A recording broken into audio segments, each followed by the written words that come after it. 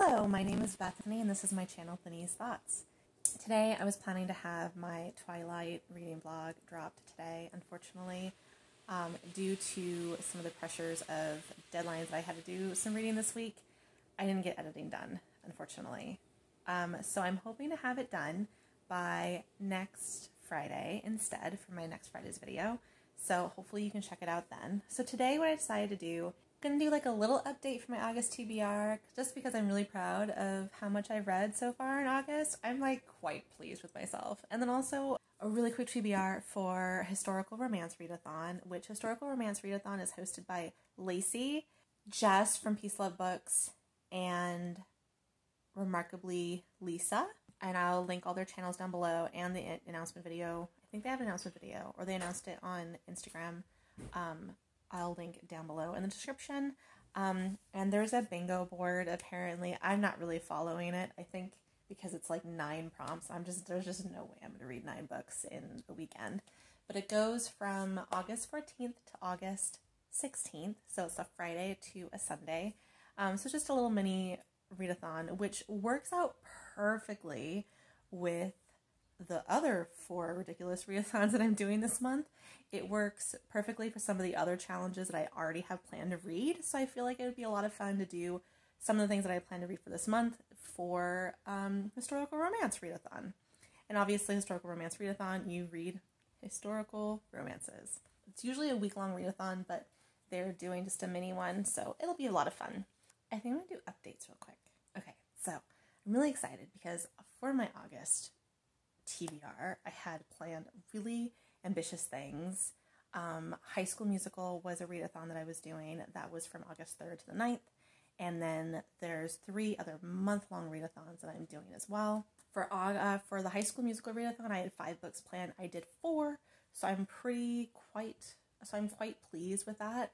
The ones that I ended up doing and finishing, I'm not going to rate them right now. I'm going to save that for my wrap-up. The first one I finished was the Happily Ever After playlist by Abby Jimenez for the High School Musical readathon. The next one I read was The Sun Is Also a Star, which was the team book for Tropical Readathon, and the also for my High School Musical, my Disney movie readathon. And then that was by Nicola Yoon. And then I did Obsidio by Amy Kaufman and Jay Kristoff. That was the final book in the Illuminae series. That was for High School Musical, my Disney movie readathon and Tropical readathon. How to Date a Douchebag series, The Teaching Hours by Sarah Nee. That was a novella that I read for the Disney movie readathon. I read With the Fire on High by Elizabeth Acevedo. That wasn't for any readathons, unfortunately. I did that for my book club. But we had a really great discussion on it, and that was fun. And then the next one I just finished today is Cinderella is Dead by Kaylin Bayron. So that was for Tropical Readathon and Disneyathon. I've read 6 books it's only been like 2 weeks, but I'm still quite pleased with myself. I have, for a TBR of 19 books, this means I have 13 left. I'm quite impressed with myself, and I'm glad I've read the things I've done, and I also feel like I've really enjoyed some of the things I've read this month, so it's been really exciting, and I'm very, very excited about it and happy about how many I read. Let me go over the TBR that I have planned for Historical Romance Readathon. So if you've seen my August TBR, these were already on there, but and they're already fulfilling the prompts that I already have them for all the other things, but I'm also now added them to Historical Romance Readathon. So the first one I have is Forbidden by Beverly Jenkins. This is about a black man who is white passing. He can pass as a white man.